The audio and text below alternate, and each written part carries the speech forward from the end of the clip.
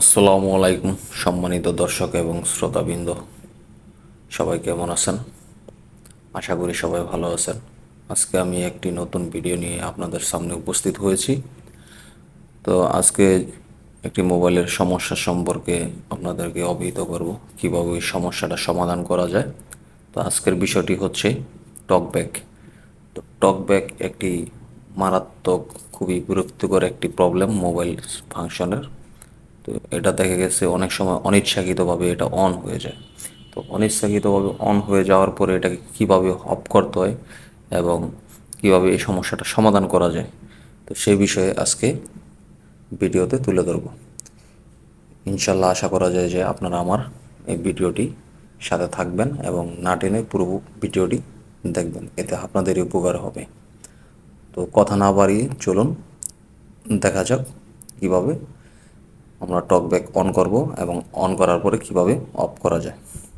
তো শুরু করা যাক। প্রথমে সেটিংটিতে যেতে হলে প্রথমে মূল সেটিংয়ে যাব। সেটিংয়ে ক্লিক করার পর আমার ফোনটি যেহেতু এমআই এবং ওপ্পো এই দুটি ফোন সম্ভবত আপনার অ্যাডিশনাল সেটিংয়ে অ্যাক্সেসিবিলিটি নামে একটি অপশন থাকে। আর এছাড়া অন্যান্য যেসব স্যামসাং ফোন বা অন্য সব ফোন, ওই ফোনগুলোতে মূলত সেটিংসের মূল মেনুতেই অ্যাক্সেসিবিলিটি নামে একটি অপশন থাকে। তো প্রত্যেকটা ফোনেরই অ্যাক্সেসিবিলিটি অপশনের ভিতরে এই টকব্যাক অপশনটি থাকে। তো সর্বপ্রথম যেহেতু আমার ফোনটা এমআই, তো আমি অ্যাডিশনাল সেটিংয়ে ক্লিক করব। ক্লিক করার পরে অ্যাক্সেসিবিলিটি অপশনটি চুজ করব। অ্যাক্সেসিবিলিটি অপশনটি চুজ করার পরে এখানে 4টি ক্যাটাগরিতে অপশন দেওয়া আছে। তো ভিশনের ভিতরে আমরা ক্লিক করব। ভিশনে ক্লিক করার পরে দেখব যে টকব্যাক অপশনটি চলে আসে। তো এখন টকব্যাকে ক্লিক করার পরে এই যে এখানে চলে আসে ইউজ টকব্যাক।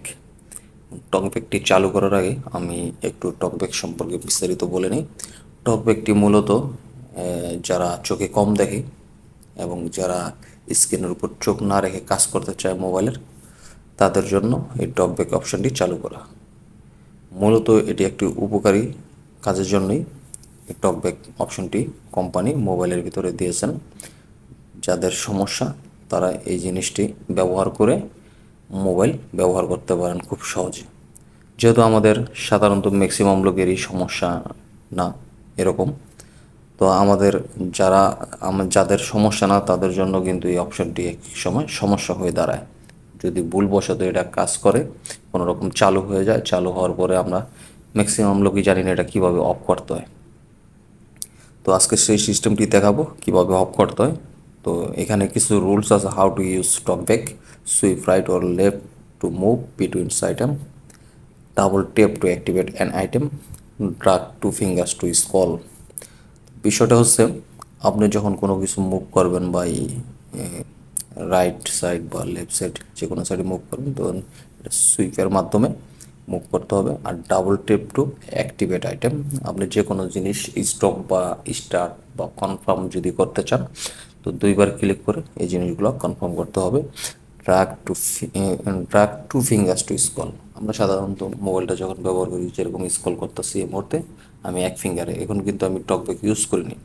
যখন আমি এরকমভাবে স্ক্রল করব, টকব্যাক ইউজ করার পর যখন টকব্যাকটি অন থাকবে, তখন আমি এই এক আঙ্গুল দিয়ে স্ক্রল করলে হবে না, তখন আমার দুটো আঙ্গুল একসাথে স্ক্রল করলে তখন এই জিনিসটা স্ক্রল হবে। তো এত কথা না বাড়িয়ে আমি টকব্যাকটি চালু করি। চালু করার পরে দেখাবো কিভাবে এটি অফ করা যায়। তো সর্বপ্রথম আমি চালু করলাম টকব্যাক, হ্যালো দিলাম। অলরেডি টকব্যাকটি চালু হয়ে গেছে। Talk back on settings. Double tap to activate. এখন আমি ব্যাকে যাব দুই আঙ্গুল দ্বারা সুইপ করলে দেখেন লেফট সাইড Accessibility. বা রাইট সাইডে সুইপ Double করলে tap to মুভ হইতেছে, activate. বা এখানে এই তীর চিহ্নের ভিতরে ক্লিক করলেও দুইবার Additional ব্যাকে settings. যেতে পারতাছি। Double tap to activate. আবার Settings. করলাম, Double এবার সুইপ করে ডাইরেক্ট Poco চেষ্টা launcher. করলাম।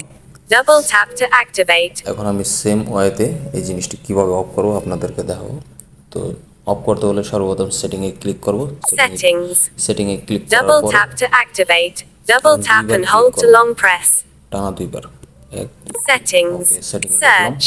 Search এখন দুই settings. আঙ্গুল দিয়ে স্ক্রল Double করব, tap to যেহেতু activate. অ্যাডিশনাল সেটিংটি উপরে নাই, তো নিচে যেতে হলে দুই আঙ্গুল দিয়ে স্ক্রল করে যেতে হবে। স্ক্রল করছি, দেখেন দর্শক, Settings. এখন অ্যাডিশনাল সেটিং চলে আসছে, এখানে ক্লিক করতে হবে ফার্স্টে, Additional settings. তারপর In দুইবার list. টানা Double tap দুইবার to টাচ করতে হবে। activate.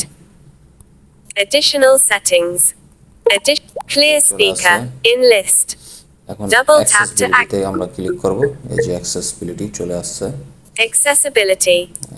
Double tap to activate. Accessibility click করব দুইবার।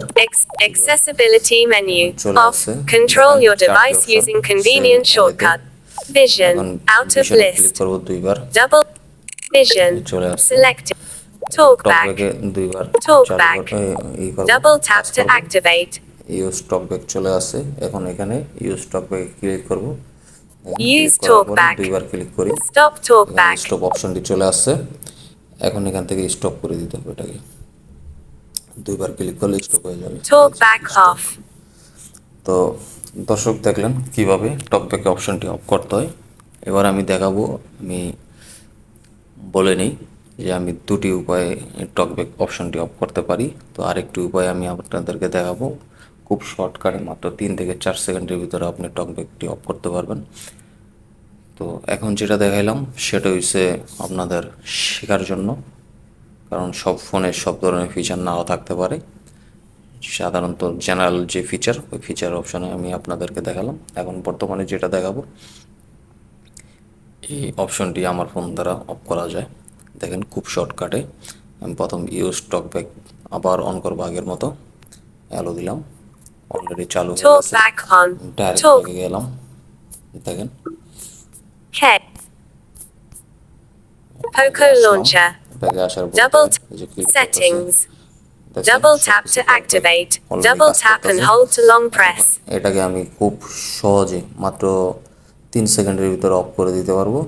সেটা হচ্ছে আপনার যে প্রত্যেকটা ফোনের যেরকম ভলিউম আপ এবং ভলিউম ডাউন অপশন থাকে, তো এই দুটো বাটনকে যখন আমি একসাথে দুটো বাটনকে চেপে ধরবো, প্রায় টানা 3 সেকেন্ড রাখবো, তখন অটোমেটিক এই টকব্যাক অপশনটি অফ হয়ে যাবে। আপনারা দেখুন, এই যে আমি এই মুহূর্তে দেখেন, এই যে ভলিউম আপ এবং ভলিউম ডাউন, এটাকে আমি চাপ দিয়ে ধরলাম, 3 সেকেন্ডের ভিতরে অফ হয়ে যাবে।